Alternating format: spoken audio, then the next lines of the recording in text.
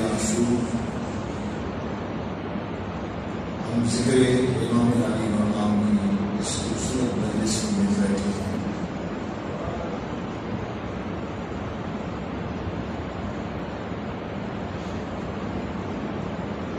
شہادت امام علی مقام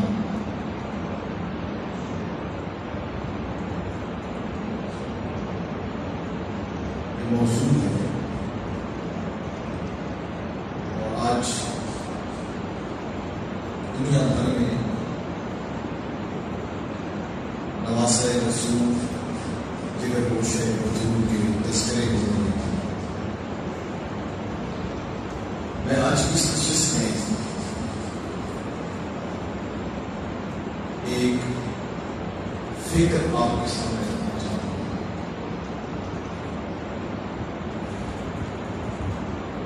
ہم جن حالات سے گزر رہے ہیں، امت تقسیم در تقسیم ہوتی جا رہی ہے، اور وہ جلیل القدر ہستیاں جنہوں نے امت کو جوڑا تھا، آج ان کے نام پہ امت کو تقسیم کیا جاتا ہے۔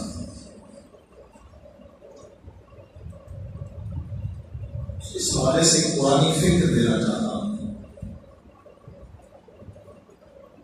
اللہ رب العزت نے ارشاد فرمایا، محمد رسول اللہ،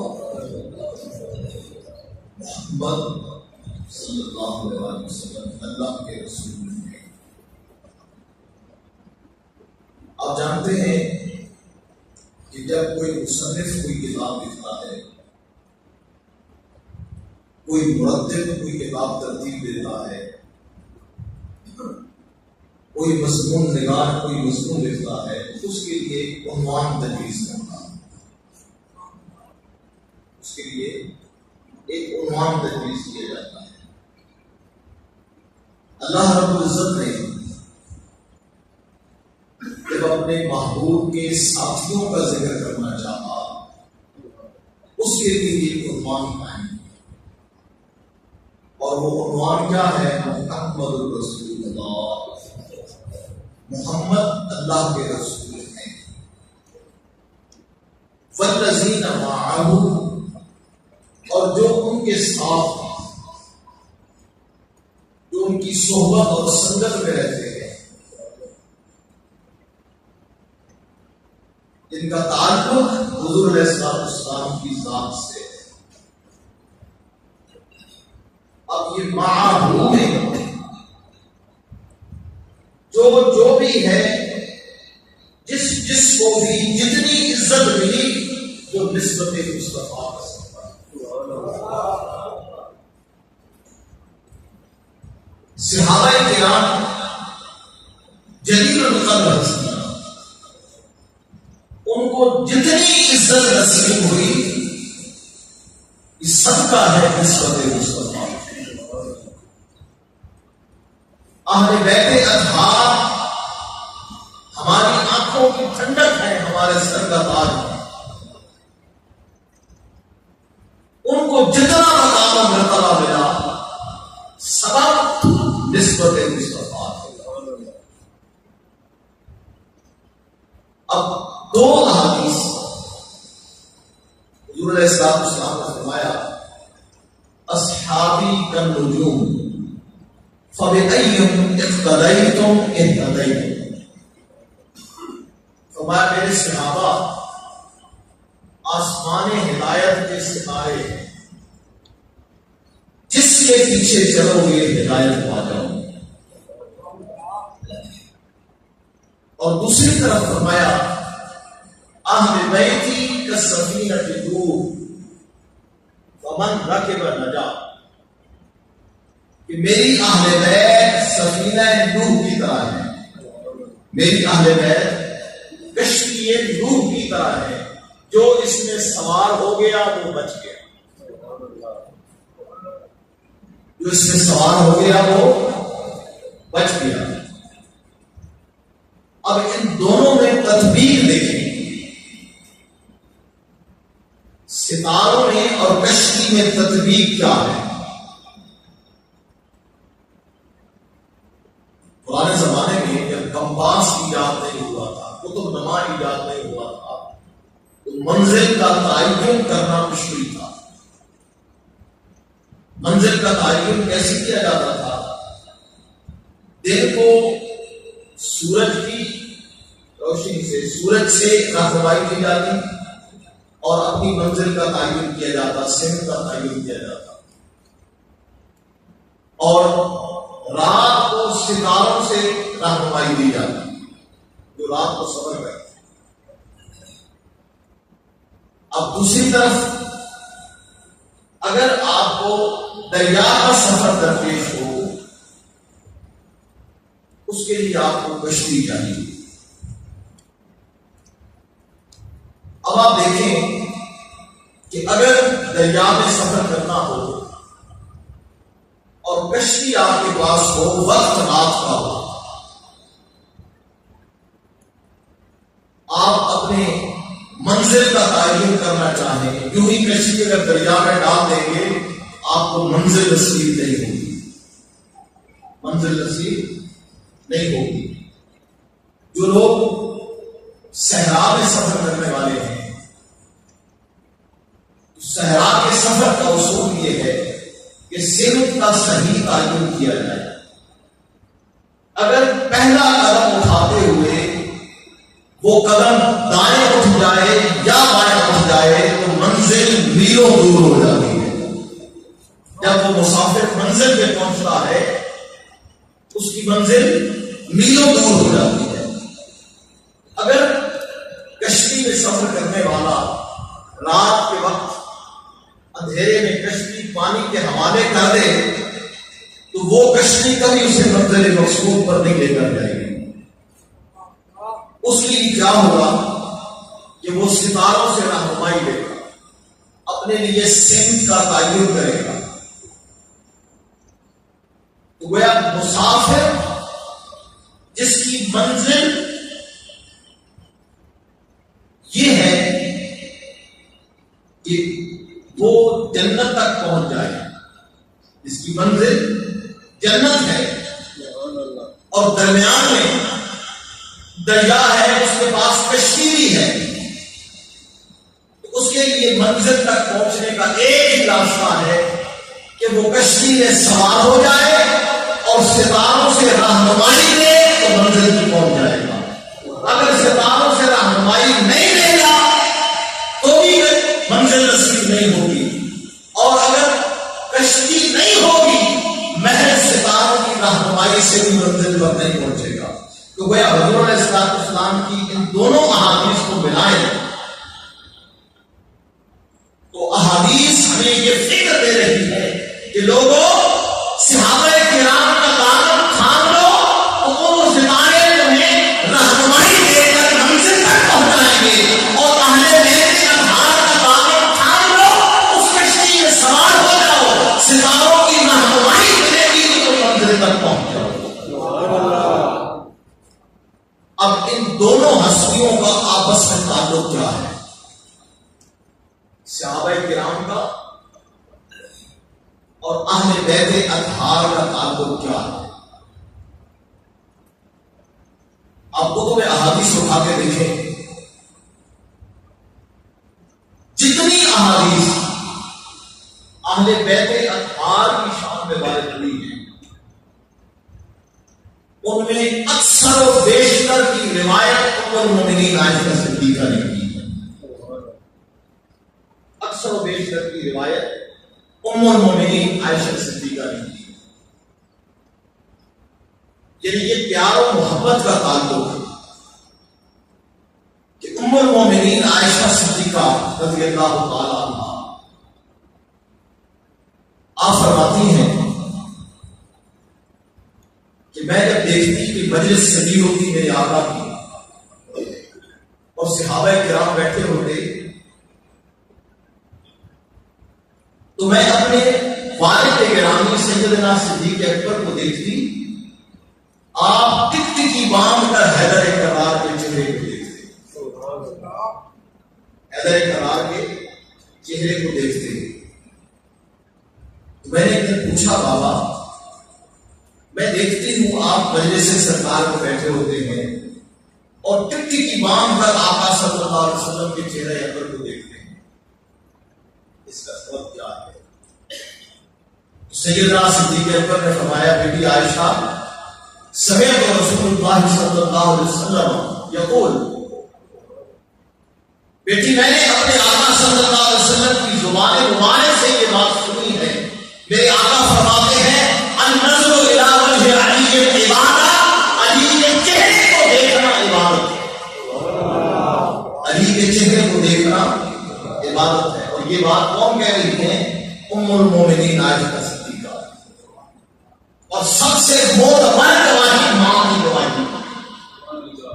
ام المومنین عائشہ صدیقہ فرماتی ہے میرے بابا فرماتے ہیں میں نے آقا سے یہ بات سنی ہے کہ النظر الی وجہ علی عبادت, علی کے چہرے کو دیکھنا عبادت ہے. تو بیٹی میں مجلس سرکار میں بیٹھا ہوتا ہوں, میں چہرے علی تکتا ہوں اور اللہ کی عبادت کرتا ہوں کہ علی کے چہرے کو دیکھنا بھی عبادت ہے. اب آج کے دور کا انسان سوال کرتا ہے اماں وہ بڑے لوگ تھے جنہوں نے حیدر کرار کا چہرہ دیکھا, عبادت کر رہے ہیں. آج اس کے گزرے دور میں زمانہ دور کا ہے, ہم نے حیدر کرار کا چہرہ نہیں دیکھا, ہم تو اس عبادت سے محروم رہے. آج کے دور میں اگر کوئی ایسی عبادت کرنا چاہے تو کیسے کرے؟ ام المومنین عائشہ صدیقہ فرماتی ہے کیا تک آنے والے مسلمانوں پریشان کیوں ہوتے ہو؟ جو پریشان ہوتے ہو سمیت رسول اللہ صلی اللہ علیہ وسلم یقول ذکر والی عبادت. فرمایا کیا تک آنے والے مسلمانوں خوش ہو جاؤ, میں نے مصطفیٰ کریم سے یہ بھی سنا ہے کہ علی کا ذکر کرنا بھی عبادت ہے. صرف چہرہ دیکھنا عبادت.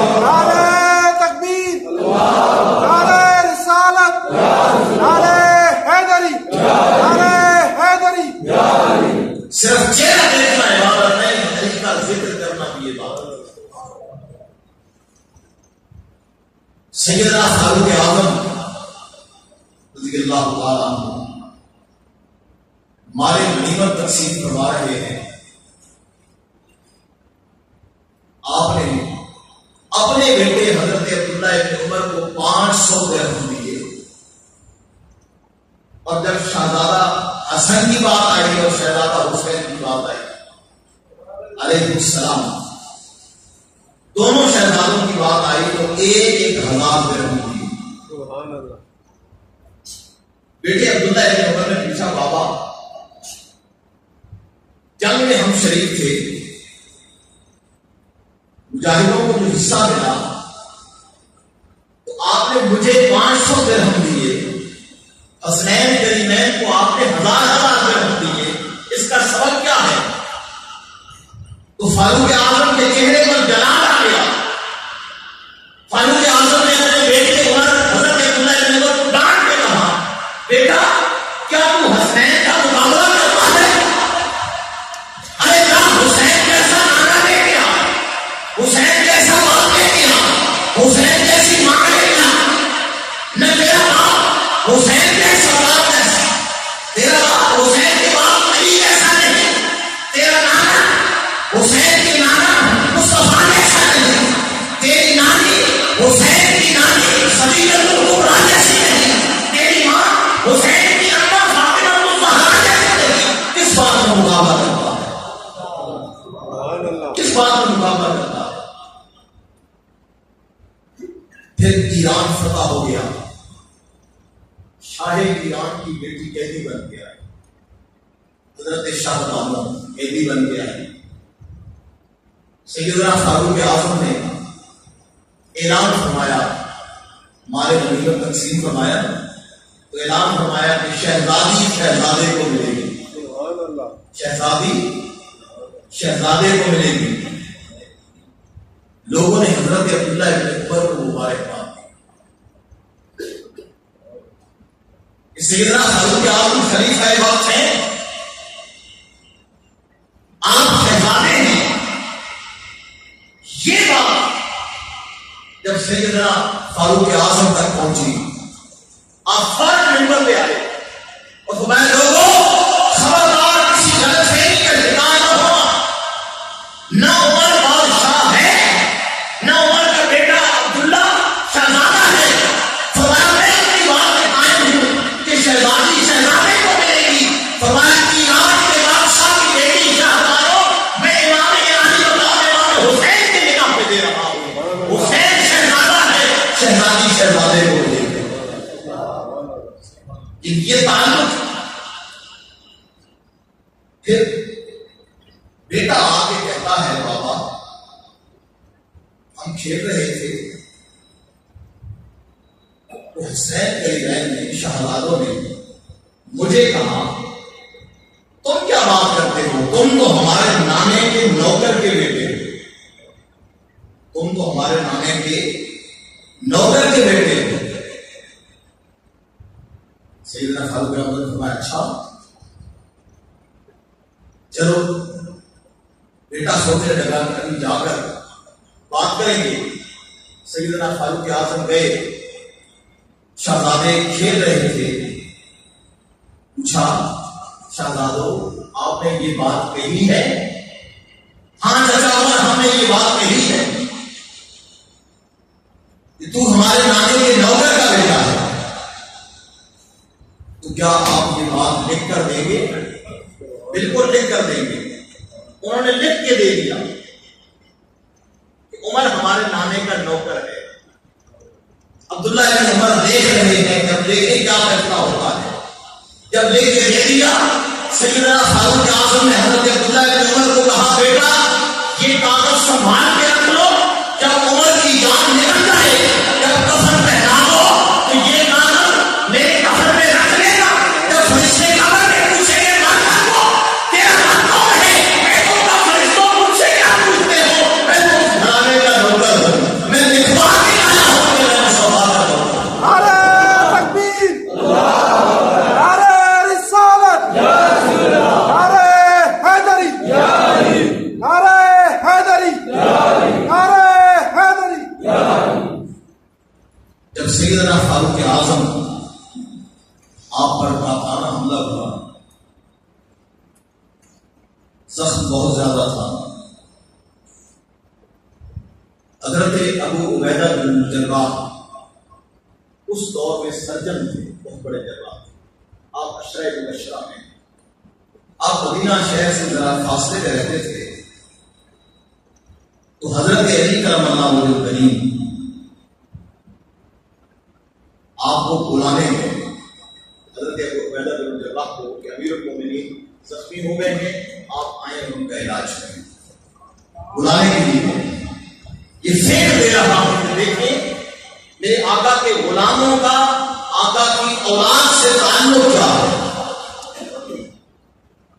حضرت علی کرم اللہ وجہ الکریم بلانے گئے. حضرت ابو عبیدہ بن جراح کو ساتھ لیا. جب واپس آ رہے تھے تو دیکھا ایک زمیندار ایک بکری کو پکڑ کے مار رہا تھا. اب لوگ نے پوچھا اس بکری کو کیوں مارتے ہو؟ اس نے کہا اس نے میری فصل خراب کی، فصل میں گھس گئی، اس نے میری فصل خراب کی. حضرت علی کرم اللہ وجہ الکریم نے حضرت ابو عبیدہ بن جراح کو کہا بھائی عبیدہ اب آپ کے جانے کی ضرورت نہیں ہے. پوچھا کیوں؟ فرمایا میرا دل گواہی دے رہا ہے کہ فاروق اعظم شہید ہو گئے. حضرت ابو عبیدہ نے پوچھا آپ کس بنیاد پہ کہہ رہے ہیں؟ آپ نے فرمایا جب تک فاروق اعظم زندہ تھے تب تک انسان کوئی جانور بھی بے انصافی نہیں کرتا تھا. آج یہ شخص دعویٰ کر رہا ہے کہ اس جانور نے میری فصل خراب کی ہے، لگتا ہے فاروق اعظم اس دنیا سے مستقبل ہو گئے. اور جب پہنچے تو واقعی فاروق اعظم کی شہادت ہوئی. یہ ان لوگوں کا آپس میں تعلق تھا. سو جب ہم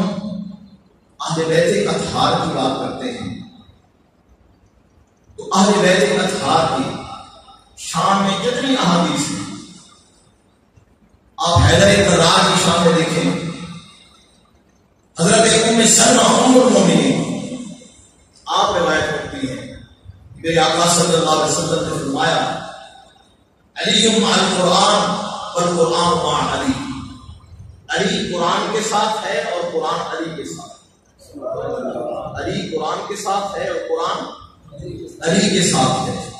لا یفترقان حتی یرد علیہ القول، فرمایا یہ دونوں کبھی جدا نہیں ہوں گے یہاں تک کہ دونوں اکٹھے ہو کر حوض کوثر میں میرے پاس آئے۔ علی اور قرآن آپس میں کبھی جدا نہیں ہوں گے یہاں تک کہ دونوں اکٹھے ہو کر میرے پاس حوض کوثر میں آئے۔ یہ تعلق حضرت علی کا قرآن کے ساتھ۔ آپ دیکھیں، آپ کی سیرت نگاہ کہتے ہیں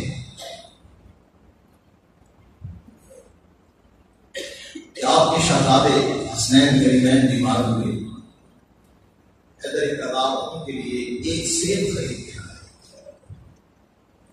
جب گھر پہنچے دروازے میں داخل ہوئے، بچوں نے دیکھا سیب آ گیا ہے، اسی دوران دروازے پہ دستک ہوئی، بھوکا ہوں کوئی کھانا کھلا دیں۔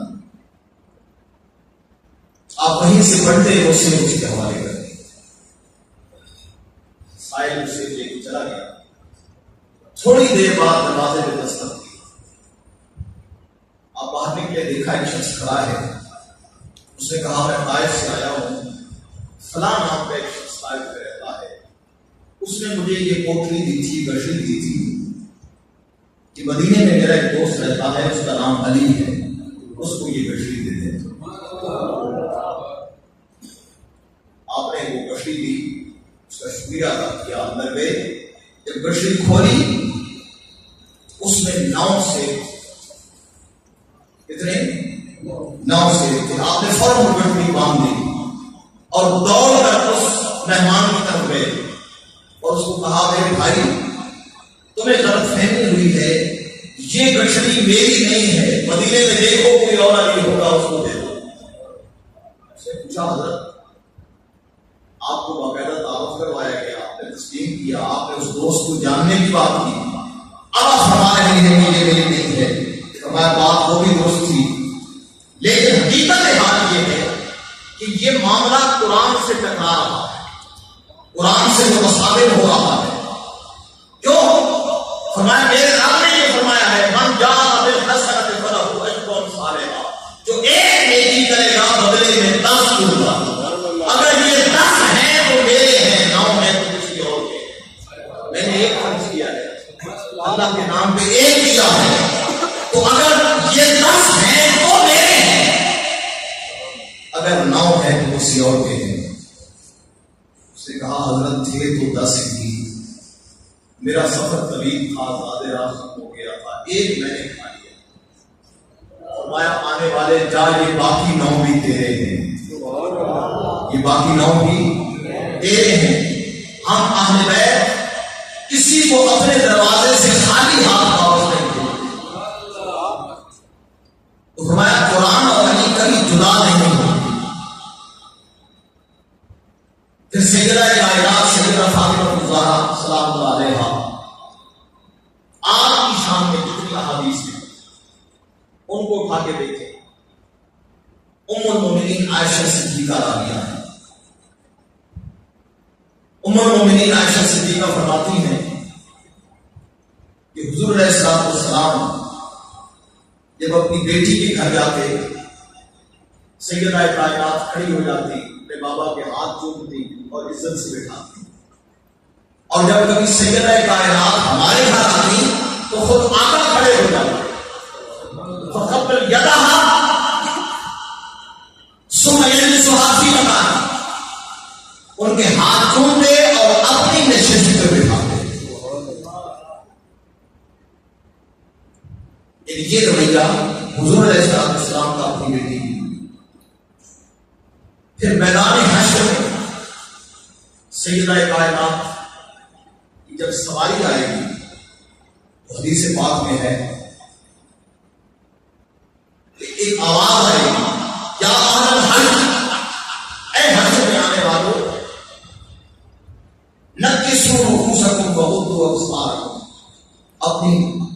سر جھکا لو، اپنی نگاہیں نیچی کر دو. بے مصطفیٰ کی شہزادی فاطمہ الزہرا آ رہی ہے، تمہاری نظریں جھکی ہو، تمہارے سر جھکے ہو، حتیٰ تنور فاطمہ بنت محمد اس وقت تک اپنے سر جھکائے رکھو، اپنی نگاہیں نیچی رکھو جب تک مصطفیٰ کی شہزادی فاطمہ کی سواری ہو. میدان محشر میں بھی ان کی شان ہے، میدان محشر میں بھی ان کی شان ہے. اب وہ علی اور وہ فاطمہ، ادھر ولایت کا دریا ہے، ادھر حیا کا دریا ہے. جب شادی ہوتی ہے جبریل امین آپ عرض کرتے ہیں یا رسول اللہ، اللہ نے فاطمہ کی شادی علی سے کر دی ہے آسمانوں میں، اور 40,000 فرشتے گواہ ہیں. 40,000 فرشتوں کی گواہی ہوئی، اور حضرت فاطمہ الزہرا کی شادی حضرت علی کرم اللہ کریم سے کر دی. حضور زمین پر آپ کر دیں. اب یہاں حضور شیخ الاسلام ڈاکٹر محمد طاہر القادری رحمۃ نے بڑی خوبصورت بات کہی. آپ فرماتے ہیں میں نے بڑی تحقیق کی کہ حیدر کرار کی ولادت کعبۃ اللہ میں ہوتی ہے. علامہ اقبال کہتے ہیں کثیرا میسر نشد کی سعادت بقاوا ولادت و مسجد شہادت، کہ کائنات میں یہ سعادت کسی اور کو نہیں ملی کہ ولادت کعبۃ اللہ میں ہوئی اور شہادت مسجد میں ہوئی. کسی اور کو یہ سعادت نہیں ملی. آپ فرماتے ہیں کہ جب حیدر کرار کی شادی ہوئی سیدہ کائنات سے، تو میں نے اس سے بڑی سوچ بچار کی تو مجھے ایک بات سمجھ آئی کہ جب دلہن مصطفیٰ کے گھر سے آ رہی ہے تو دلہا خدا کے گھر سے آ رہا ہے.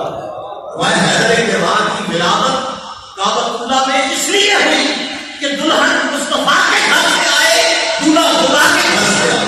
نعرہ تکبیر، نعرہ رسالت، نعرہ حیدری، نعرہ تحقیق. اور جلیل القدر والدین کی اولاد حسین. میں نے آج ایک نشست میں یہ حدیث پاک سنائی اور اکثر احباب نے یہ حدیث پاک نہیں سنی ہوگی. حضرت انس بن مالک راوی ہیں. آپ فرماتے ہیں کہ حضور علیہ السلام نے ارشاد فرمایا کہ جنت اور دوزخ میں ایک مکالمہ ہوا. جنت اور دوزخ میں بحث ہوئی. دوزخ نے جنت کو مخاطب کر کے کہا انا خیر منک، میں تجھ سے بہتر ہوں. فقالت استفہاما ومما، تو جنت نے سوال کیا، پوچھا کس لحاظ سے تم بہتر ہو؟ یہ تو تمہارا دعویٰ ہے کہ میں تم سے بہتر ہوں، سو بتاؤ کیسے بہتر ہو؟ تو جہنم نے کہا جتنے جبابرہ ہیں، جتنے بڑے بڑے ظالم بادشاہ ہیں، وہ سارے میرے پاس ہیں. فرعون میرے پاس ہے، نمرود میرے پاس ہے، حامان میرے پاس ہے، شداد میرے پاس ہے، ہر ظالم میرے پاس ہے، میں تم سے بہتر ہوں. جنت خاموش ہو گئی. حدیث پاک کے الفاظ ہیں اوحی اللہ الیہا، اللہ نے جنت کو وحی کی. جنت کو وحی کی، اے جنت تو کیوں خاموش ہوتی ہے؟ لَأُزَيِّنَنَّ رُكْنِي بِالْحَسَنِ وَالْحُسَيْنِ، اے جنت میں تیرے ستونوں کو حسن و حسین سے سجا دوں گا. وہ تو اعلان کر دے کہ اے جہنم سارے ظالم جابر تیرے پاس ہے، میرے لیے حسین حسن حسین کافی ہے، میرے لیے حسن و حسین کافی ہے. اللہ رب العزت نے حسین کریمین کو جنتی جوانوں کا سردار بنا. اب وہ حسین جس نے اپنے نانے کی گود میں پرورش پائی تھی، آقا صلی اللہ علیہ وسلم نے بچپن میں ہی امام علی مقام کی شہادت کی خبر دے دی تھی۔ ان نبی حسین یقدر فی نقل یقال لہا کربلا، کہ میرا یہ بیٹا حسین کربلا کی سرزمین میں شہید ہوگا۔ اور جبریل امین حضور علیہ السلام کے پاس آئے اور ایک شیشی آنکھوں کی اس میں مٹی تھی، اور عرض کیا یا رسول اللہ یہ ارض کربلا کی مٹی ہے، جس دن یہ مٹی سرخ ہو جائے اس دن سمجھ لینا آپ کا بیٹا حسین شہید ہو گیا۔ حضور علیہ السلام نے وہ شیشی، ترمذی کی روایت ہے، حضور علیہ السلام نے وہ شیشی ام المؤمنین ام سلمہ کی تھی، اور فرمایا اے ام سلمہ یہ سنبھال لو، اذا تحولت هذه التربة دما فاعلي ان ابن حسین مقتول، فرمایا جس دن یہ مٹی خون بن گئی جان لینا کہ میرا حسین کربلا میں شہید کر دیا۔ یہ شہادت کی خبر میرے مصطفیٰ نے دے دی تھی، اب وہ شہادت کی خبر دے کر امام علی مقام عرض کربلا میں پہنچے۔ میرے کا میدان کربلا میں آپ نے اپنا سارا کنبہ قربان کر دیا، میں اس کی تفصیل میں نہیں جاتا، سب کچھ قربان کر دیا۔ کیا مقصد کیا تھا؟ یہ جو آج کہتے ہیں دو شہزادوں کی جنگ تھی، ارے دو شہزادوں کی جنگ ہوگی، ہم دیکھتے ہیں فوج میں بھرتی ہوتی ہے، جوان آرمی میں بھرتی ہونے کے لیے جاتا ہے، اس کا قد کاٹ ناپا جاتا ہے، اس کی چھاتی ناپی جاتی ہے، اس کا میڈیکل ٹیسٹ ہوتا ہے، جب وہ معیار پہ پورا بنتا ہے تو پھر اسے فوج میں بھرتی کیا جاتا ہے۔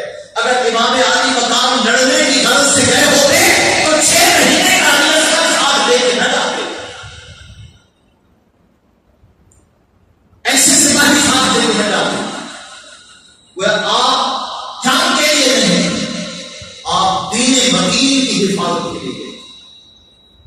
سیدنا امام علی مقام نے کربلا میں تو سب کچھ قربان کر دیا، مقصد فقط ایک تھا کہ آنے کا دین بچ جائے، آنے کا دین بچ جائے۔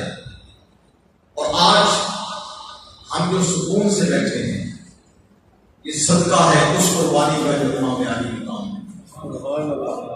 اگر امام علی مقام یہ قربانی نہ دے دے تو آج ہم سکون سے نماز نہ پڑھ سکتے۔ مسجد کی ہر دیوار سے آتی ہے دیتے اثر حسین کو پڑھتا نماز کو۔ میدان کربلا میں ہوا کارساز قوم، گزرا ہے برسیوں سے عبادت گزار قوم۔ عبادت گزار تو بہت ہیں، آپ بھی ہیں ہم بھی ہیں، ہر ایک کو دعویٰ ہے کہ ہم عبادت گزار ہیں، لیکن عبادت گداز کہتے ہیں پگھلنے کو۔ شمع جلتی ہے تو موم پگھلتا چلا جاتا ہے، جو جو شمع جلتی چلی جاتی ہے موم پگھلتا چلا جاتا ہے۔ کہ میدان کربلا میں ہوا کارساز قوم، برچیوں میں گزرا ہے، برچیوں میں عبادت گزار قوم۔ برچیوں کے درمیان عبادت کس نے کی؟ اور دیتے نہ سر حسین کو، مسجد کی ہر دیوار سے آتی ہے یہ صدا، دیتے نہ سر حسین کو پڑھتا نماز۔ یہ حکم ہوا کہ صحیح میں سر علیہ السلام یہ لوگوں نماز سے اور صبر سے مدد مانگو۔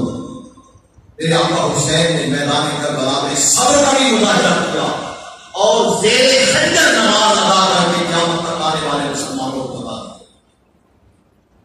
اور جب اہل بیت کا وہ قافلہ کربلا سے واپس چلا، آپ دیکھتے ہیں ہم شہادت کی بات تو کرتے ہیں، 10 محرم کو کربلا کے میدان میں شہادت ہو گئی،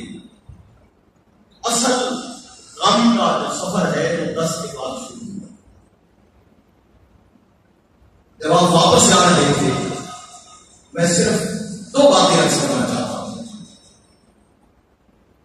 واپسی کا جواب شام کے بازار سے گزر رہے تھے، ایک مکان کی چھت سے ایک خاتون نے آواز دی۔ یہ قافلے والے کون تھے؟ بتایا گیا یہ قیدی تھے۔ اس نے قافلہ رکوایا، کھانا پیش کیا، پانی دیا، خدمت کی۔ جب خدمت کی تو وہ خاتون سیدہ زینب کے پاس آئی۔ سیدہ زینب نے فرمایا، مائی اس پردیش میں ہماری خدمت کرنے والی، ہمارے پاس اور دینے کو تو کچھ نہیں، بتا ہم تمہیں کیا دعا دیں، کیا دعا دیں؟ اس خاتون نے کہا، بیوی میں کبھی مدینہ منورہ میں سیدہ کائنات فاطمہ الزہرا کی کنیز، میں بڑا عرصہ سیدہ فاطمہ الزہرا کی خدمت میں گزارا۔ جب میں وہاں سے آئی تھی تو ان کی ایک بیٹی تھی جس کا نام زینب تھا، اور ان کا ایک بیٹا تھا جن کا نام حسین تھا، اور ایک حسن تھے۔ اے قافلے والوں، اگر مجھے کوئی دعا دینا چاہتے ہو تو بس صرف یہ دعا دے دو کہ اللہ مجھے ایک بار ان سے ملوا دے۔ میں حسنین کریمین اور سیدہ زینب سے ملنا چاہتی ہوں، مجھے دعا دو کہ اللہ ان سے ملوا دے۔ سیدہ زینب نے فرمایا، اماں تیری دعا قبول ہے نہیں ہے، یہ جو نیزے کے سر ہے یہ حسین کا سر ہے، اور یہ جو تیرے سامنے بیٹھی ہے اس کا نام زینب ہے۔ یہ قافلہ چلتا چلتا جب یزید کے دربار میں پہنچا، یزید نے امام علی مقام کے لبوں پر چھڑی ماری۔ اس دربار میں ایک حبشی خاتون جو سیدہ کائنات کی کنیز تھی، سیدہ فضہ، حبشی النسل تھی اور کنیز تھی سیدہ کائنات کی۔ انہوں نے جب دیکھا، انہوں نے کہا، رک جاؤ، یہ جن لبوں میں تم چھڑی مار رہے ہو میں نے بارہا مصطفیٰ کریم کو دیکھا ہے ان لبوں کو چومتے ہوئے۔ یزید نے کہا، اس عورت کو جرأت کیسے ہوئی؟ جلاد کو حکم دیا اسے قتل کر دو۔ تو یزید کے پیچھے 500 حبشی سپاہی کھڑے تھے، حبشی سپاہی کھڑے تھے۔ انہوں نے تلواریں کھینچ لی، انہوں نے کہا، خبردار، یہ عورت ہمارے قبیلے کی ہے، اس کی طرف کسی نے آنکھ اٹھائی تو ہم آنکھ نکال دیں گے۔ سیدہ زینب نے اپنا رخ مدینہ منورہ کی طرف کیا اور رو کے عرض کیا، نانا جان، آج اس ہماری حبشی کنیز کے قبیلے کے لوگ اس کی عزت کی خاطر تلواریں نکال کے کھڑے ہو گئے ہیں۔ میرے آقا آج آپ کا کلمہ پڑھنے والے آپ کے خاندان کو رسوا کر رہے ہیں۔ یہ قافلہ جب واپس مدینہ منورہ پہنچا، اب اس خاندان کا کردار صرف ایک روایت کہ جب مختار سقفی کا دور آیا اور پکڑ دھکڑ شروع ہوئی دشمنان اہل بیت کی، تو ایک شخص بھاگتا ہوا جب اسے کئی پناہ نہ ملی تو مدینہ منورہ آ کر حضرت امام زین العابدین کے پاس آئے۔ آپ نے حکم دیا خدام کو، اس کو کھانا دو، پہننے کو اچھے کپڑے دو۔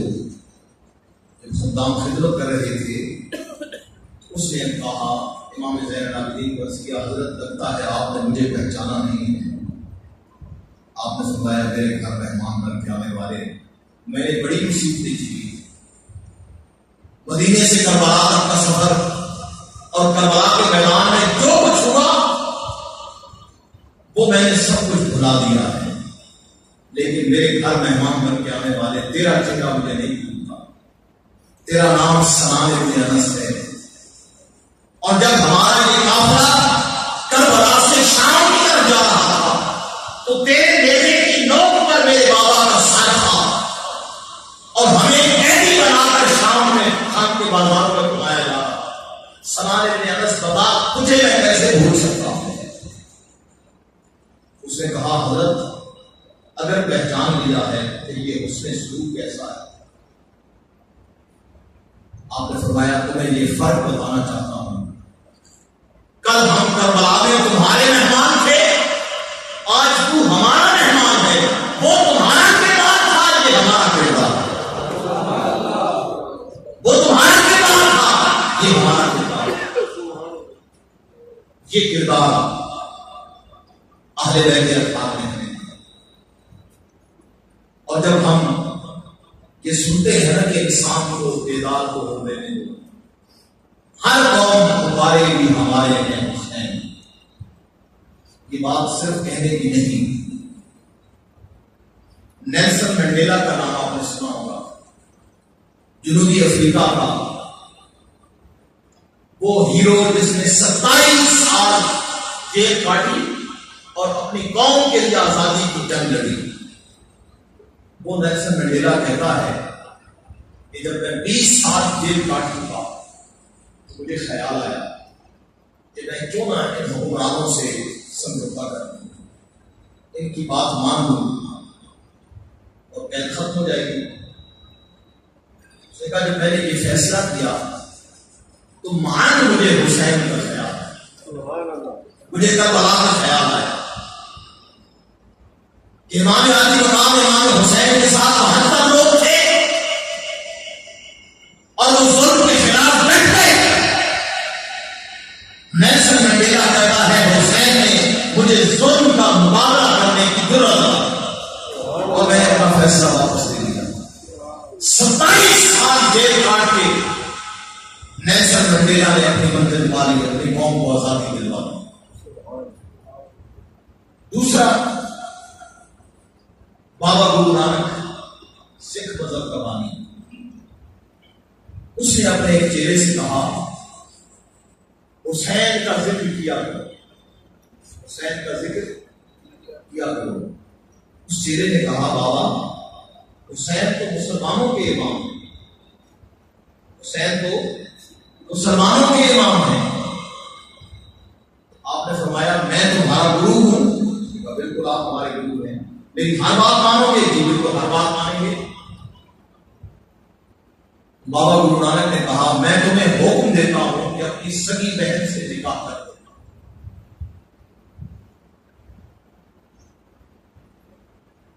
اس چہرے کی پاؤں پر سے زمین نکل گئی۔ عرض کی بابا ضمیر نہیں مانتا، ضمیر نہیں مانتا۔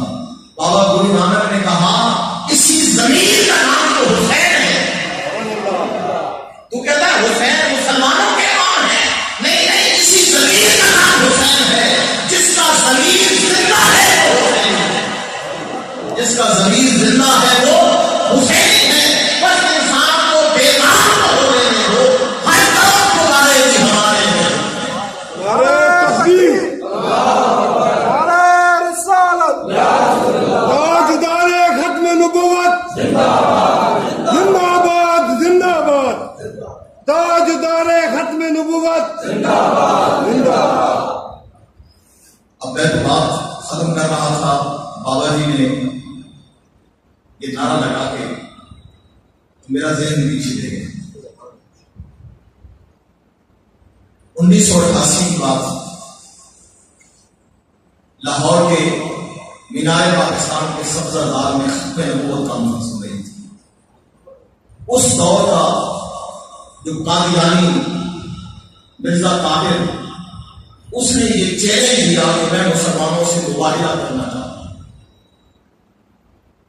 مباہلہ ایک ہوتا ہے مناظرہ، ایک ہوتا ہے مجادلہ، ایک ہوتا ہے مباحثہ، ایک مناظرہ۔ مباہلہ مناظرہ کہتے ہیں دلائل سے بحث کرنا، کسی چیز پہ بحث کرنا۔ مجادلہ جھگڑا ہوتا ہے، مباحثہ ڈسکشن ہوتی ہے، مباہلہ فریقین دونوں کے ایک دوسرے کے لیے بد دعا کرتے ہیں، جو حق پہ ہوتا ہے وہ بچ جاتا ہے، جو باطل ہوتا ہے وہ مر جاتا ہے۔ ایک مباہلہ اہل بیت اطہار کا بھی ہوا، نجران کی عیسائی آئے چل کے، نجران کی عیسائی، اور حضور علیہ السلام کے پاس آگے کہنے لگے ہم مباہلہ کرنا چاہتے ہیں۔ اللہ رب العزت نے فرمایا فَقُلْ تَعَالَوْا نَدْعُ أَبْنَاءَنَا وَأَبْنَاءَكُمْ وَنِسَاءَنَا وَنِسَاءَكُمْ وَأَنفُسَنَا وَأَنفُسَكُمْ ثُمَّ نَتَّهِلْ فَنَجْعَلْ لَعْنَتَ اللَّهِ عَلَى الْكَاذِبِينَ۔ اللہ نے فرمایا کہ مباہلہ کرنے آئے ہیں میرے محبوب نے، کہو آؤ ہم اپنے بیٹوں کو لاتے ہیں تو اپنے بیٹوں کو لاؤ، ہم اپنی عورتوں کو لاتے ہیں تو اپنی عورتوں کو لاؤ، ہم خود میدان میں آتے ہیں تو آؤ۔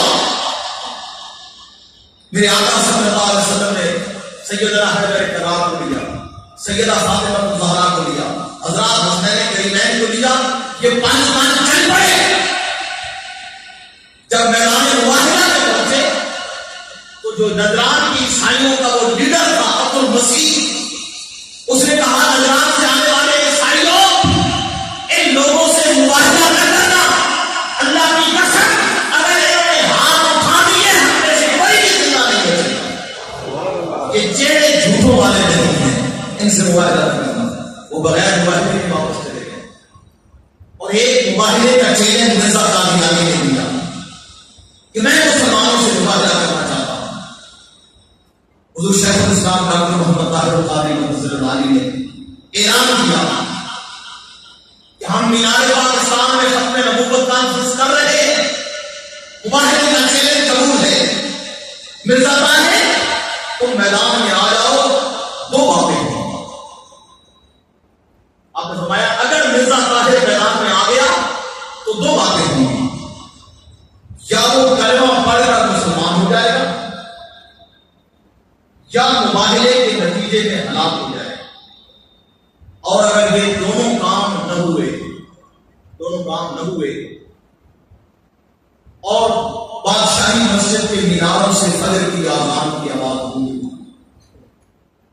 حضور شیخ الاسلام نے فرمایا کہ اگر یہ دونوں کام نہ ہوئے اور آذان فجر ہو گئی، طاہر القادری کا خون مار ہے پاکستان کے کسی اور ہے کھڑے کر کے گولی مار دے۔ مرزا طاہر میدان میں نہیں آیا۔ کچھ دنوں بعد پھر اخبار میں خبر آئی، مرزا طاہر نے کہا میں آنا چاہتا تھا، مجھے میری زندگی کا خطرہ تھا اس لیے نہیں آیا۔ حضور شیخ الاسلام نے فرمایا کہ جب تمہارے اس بڑے نے نبوت کا دعویٰ کیا تھا تو تاجدار گولڈا میدان میں آئے، اس وقت تاجدار گولڈا میدان میں آئے تھے، آج وہ نہیں ہے، ہم نے ان کے دسترخوان سے ٹکڑے کھانے والا طاہر القادری حاضر ہے۔ آپ نے فرمایا مرزا طاہر تمہاری بات کو خطرہ ہے، مجھے کوئی خطرہ نہیں، دنیا میں کوئی جگہ کچھ ڈر لوگ ہے وہاں آنے کے لیے پڑ جائے۔ یہ فتنہ ختم ہو گیا۔ جب بھی یہ فتنہ شروع ہوا اللہ نے ہر دور میں ایک پیغمبر پیدا کیا، اور قیامت تک جب بھی کوئی فتنہ بردار اٹھے گا اللہ رب العزت اس کی سرخوبی ضرور کرے گا، اور ختم نبوت ہمیشہ زندہ ہو، ختم نبوت ہمیشہ زندہ رہے گی۔ حضرت محترم، آج کی یہ نشست، اس نشست کا یہ پیغام کہ ہم شہدائے کربلا کی یاد میں فقط رونا مقصد ہمارا نہیں ہے۔ رونا قدرتی عمل ہے، کیونکہ میرے مصطفیٰ کریم اپنے شہزادوں کے غم میں روئے، میرے آقا صلی اللہ علیہ وسلم روئے، تو رونا حق ہے اہل بیت اطہار کی یاد میں، لیکن فقط رونا مقصد نہیں ہے۔ مقصد یہ ہے کہ ہم ان کے کردار کو سامنے رکھ کر اپنے کردار پہ نظر رکھیں کہ ہم محبت کا دعویٰ تو کر رہے ہیں، کیا ان کے کردار کی کوئی جھلک ہمارے اندر ہے؟